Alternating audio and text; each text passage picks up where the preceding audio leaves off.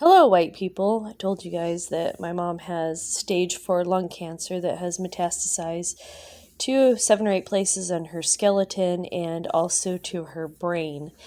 And the treatment by the snake oil salesman has been radiation so far, and this medication, which is called Trabecta, it is a chemotherapy drug.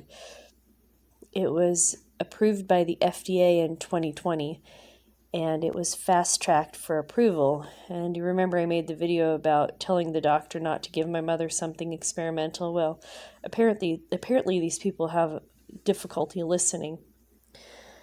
So my mom went ahead and she did the blood test for this medication, and they went ahead and gave it to her. You know, I'm not there, and I can't babysit her. I can't be her keeper. She has to make her own decisions. I'm extremely pissed off. But what can you do? It's out of my hands. It's, I have to hand it over to the Lord and let the Lord deal with it, because I did everything.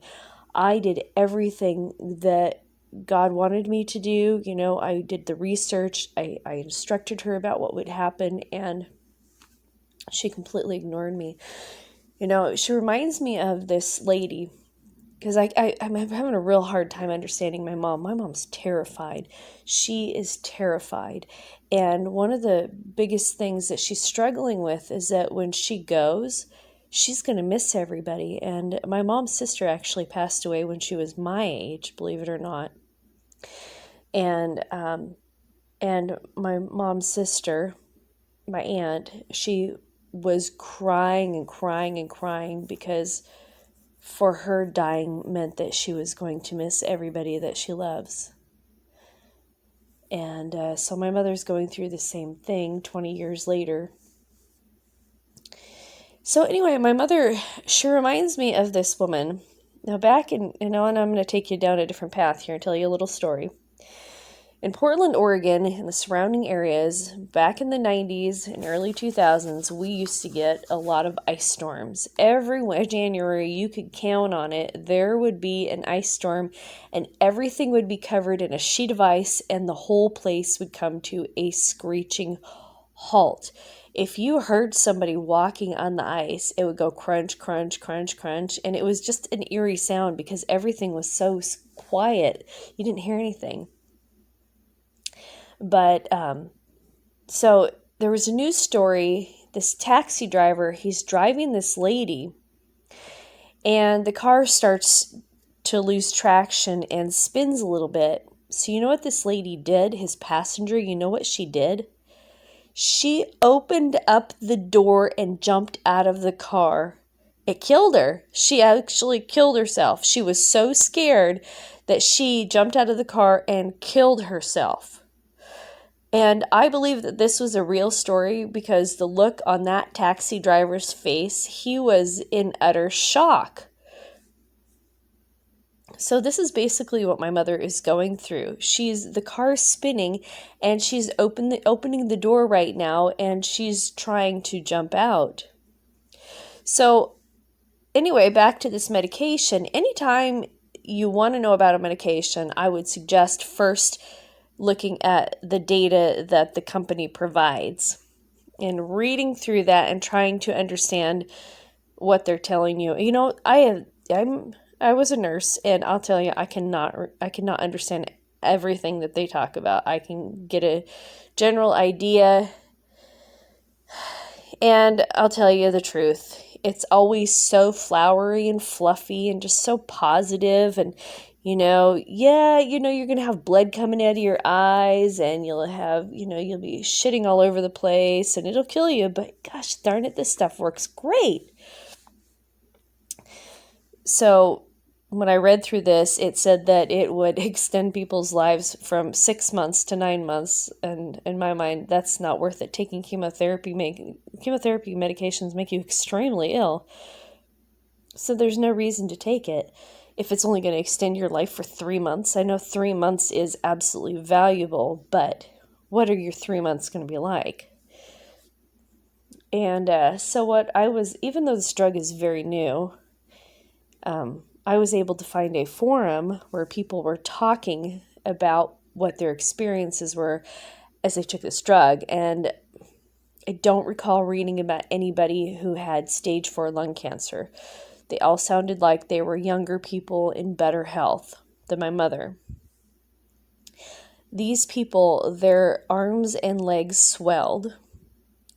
They got fluid on their lungs, and I'm not just talking about like fluid from congestive heart failure. You take a Lasix, you pee it out. No, these people had to have chest tubes. These people were in and out of the hospital, and these people also got deep vein thrombosis, blood clots in their legs, and they had to have those removed.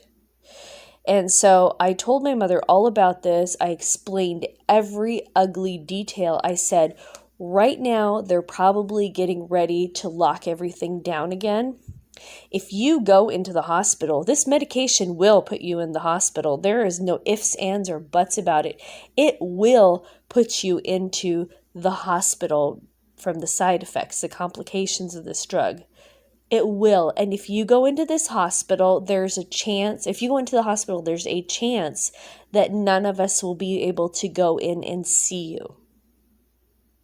That's a pretty big deal. During the first set of lockdowns, people who worked in hospitals allowed people to die alone. They allowed women to have children without the father there, without any support person there. What kind of bullshit is that? I mean, these are human rights violations. And I don't put it past people to continue to do that. And right now they're weeding out the herd with, the mandatory stabs at the workplace. They're weeding out the herd. They know that the people who get this stab are going to be compliant and they are going to commit atrocities. They're going to continue to commit